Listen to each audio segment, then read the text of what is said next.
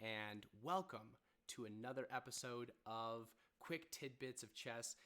These are just shorter videos where I can give you some premium chess advice that's going to make a big difference in the outcome of your chess games.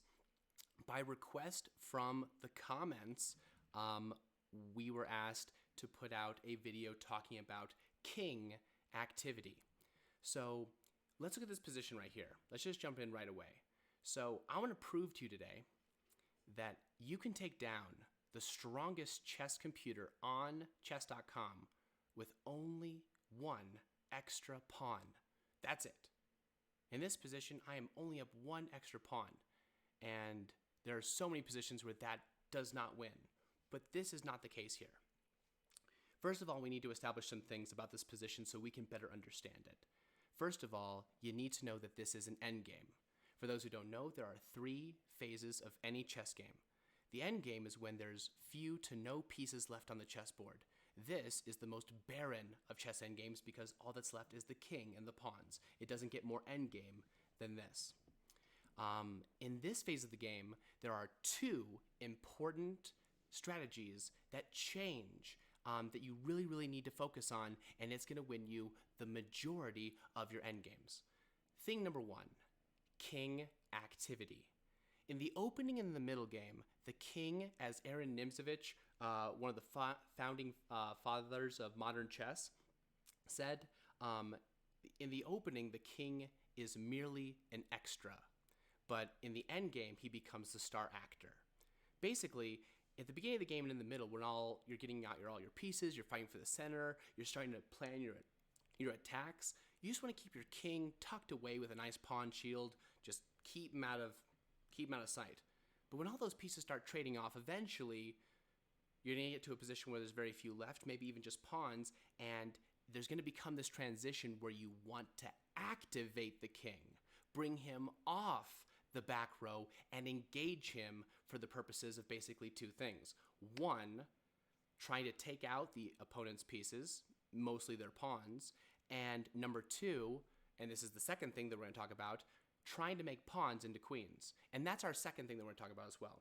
The second major thing that's going to make your endgame that much better is to realize that the majority of endgames are won and lost based on who can successfully make pawns into queens and keep them. Now, I didn't think I'd have to stress this other point, but I have kids that are just like, I'm going to make a pawn to a queen. And then they get it all the way to the other side, and it is just dead. Like, it just did not have any support. So I would like to clarify, we want to keep the queen when we get there. So another thing I'm going to have to define for you really quick is the term passed pawn. Not all pawns are created equally, okay? Some have better chances to get across to the other side and make a queen. I bet actually, without even defining passed pawn for you, can you figure out of all of these pawns that are on this board, which one of these has the best chance to become a queen? I bet you at home probably, even if you don't know chess, probably can answer this question. It doesn't take too much to see that we all have the same pawns over here, and the one pawn that I have different is over here. So probably it's that one. And you'd be right. This is what is called a passed pawn. What is a passed pawn? Simply put, a passed pawn is a pawn that as it pushes up the board cannot be stopped by other pawns. Why does this matter? This matters because most of the game they can be. And at this point, the problem is that pieces now have to start babysitting little pawns. I always call it babysitting when stronger pieces have to take care of the threats and problems of weaker units. The king is not that strong, but he's definitely stronger than a pawn, okay? And so, yeah. And what you need to know again is that passed pawns, say it with me folks, passed pawns must be pushed. I'm telling you, if you only get 3 things out of this video, please remember this. When there's little pieces on the chessboard, get out your king. Figure out where your passed pawn is, or if you don't have one, make one. But you need to ultimately make a passed pawn faster and safer than your opponent. If you can do those 2 things, you're going to win a lot of chess games. And I'm going to prove it to you right here. Now, a lot of players here would make the mistake and just start pushing this pawn. That'd be a huge mistake. okay? In this position, I'm going to get my king active first. Let's get him up the board. Why am I choosing c2? For a couple reasons. Here's ultimately what this plan is. What I'm going to do is first get my king super active, near the center, near where he can both be close to my pawn to help it maybe push and become a queen, but also trying to go in there and start taking out black's pawns. In fact, in this position, it's actually quite easy. We can use the theme of decoy. What we're going to do here is normally I would just try to help this pawn become a queen. However, rook pawns are actually pretty difficult to make into queens in king versus king situations. That's a whole different lesson. So what I'm going to do here is I'm going to use this pawn as a decoy. I'm going to push it and start threatening to become a queen. And unless black just wants to let me have it, which then I can checkmate you, kiss of death, queen and helper checkmate. Black's going to have to run out of it or run after it, and then I'm going to get to run in here and actually start just sweeping up the rest of the pawns. Then I can easily make a queen and win the day. Watch this. Now that I know what my plan is, I still have to be aware of what they're doing. Oh, you're threatening my pawn? All right, should I take it? Actually, I'd rather not. This is still totally a winning move. It really is. However, I want to keep it as simple as possible. If I play here and they take back, try to imagine it. Then they have an e-pawn and I don't. It's not a pass pawn, but it gives them more options to maybe make a pass pawn. If I simply play pawn f3 and black takes and I take back, we will all have the same pawns on the king side. I'm giving black no chances to make even the slightest of imbalance, the slightest of something that they have that I don't, that they can try to hurt me with. Okay, well, does that attack me? Nope, so I'm going to continue with my plan. Decoy, go get that pawn. Does that hurt me? Nope. All right, go get that pawn. Still doesn't want it? Are you threatening me? No, I still want to go there and pick off that base pawn and then start going in there and picking off all these pawns one by one. Remember, folks, pawns are like trees. Chop them down at the bottom. Boop. I'm going to make a queen if you don't go get it. There you go. Now the king finally lets me get in there. Let's go in. Decoy. Pass pawns must be pushed. Active king. I'm going to use this king. Super active. Now, I'll be honest. I could just play king f6 and just push, because check out right now. Did you notice? I just created a new pass pawn. I know I lost my other pass pawn over there, but did you notice that a pass pawn just got created here? The e-pawn. This pawn cannot be stopped from pushing by any black pawn. That means the only thing that can stop it is that king, and good luck. Now, again, I could just play king f6 and push.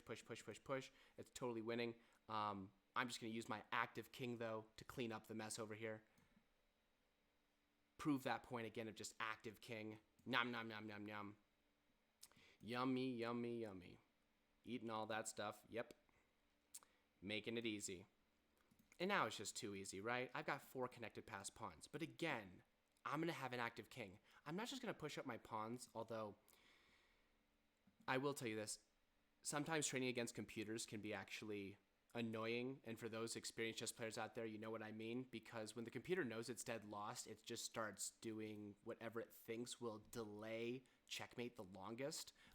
In this position, it'd be best for black to actually stay back here in this area and try to actually stop my pawn somehow, or be somewhere around there, because I can just push this for free and he can't even stop it anymore. In fact, actually, you know what? One last thing I'll teach you really quick about endgames. Okay, check this out. Third thing, I didn't even plan this.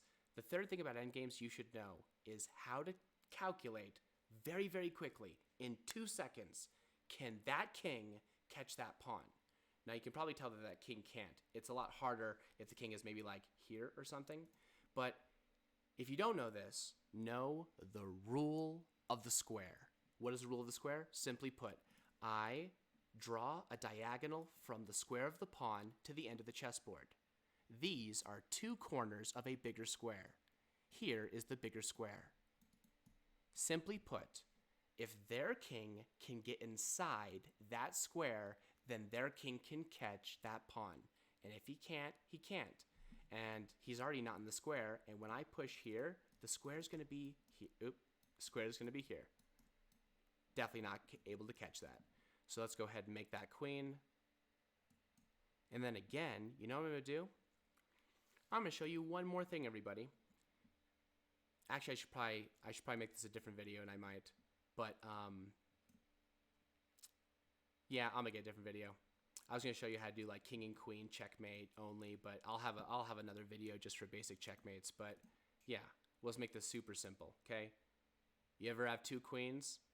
Easiest way to checkmate, just do this.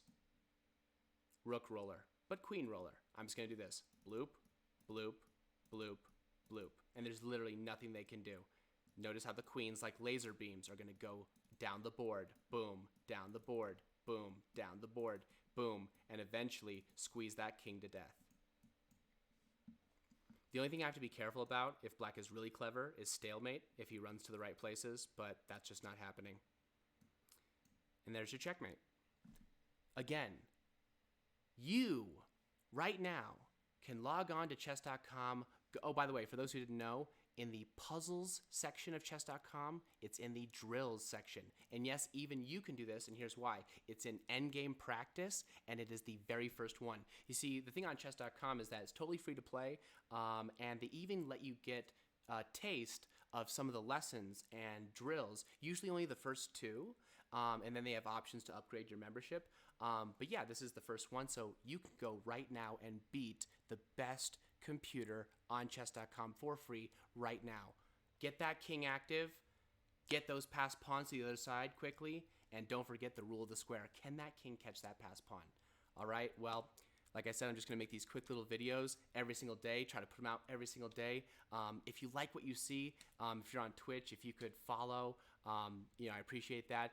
Even more so, if you can go over to the YouTube channel, like, subscribe, comment. Let me know, either on Twitch or on YouTube, what do you want to see? I made this video because there was a request for a video on king activity. I've also been given a request on what are the biggest differences between beginners, intermediates, and advanced. What are those big differences? How can you know where you're at? And I'm going to do a video on that really soon. So let me know what you want, and I promise I'm going to get a bunch of videos out there day after day after day, and sooner than later, your topic will come up. I guarantee it. So thank you so much for joining me today, and I will see you next time. Later!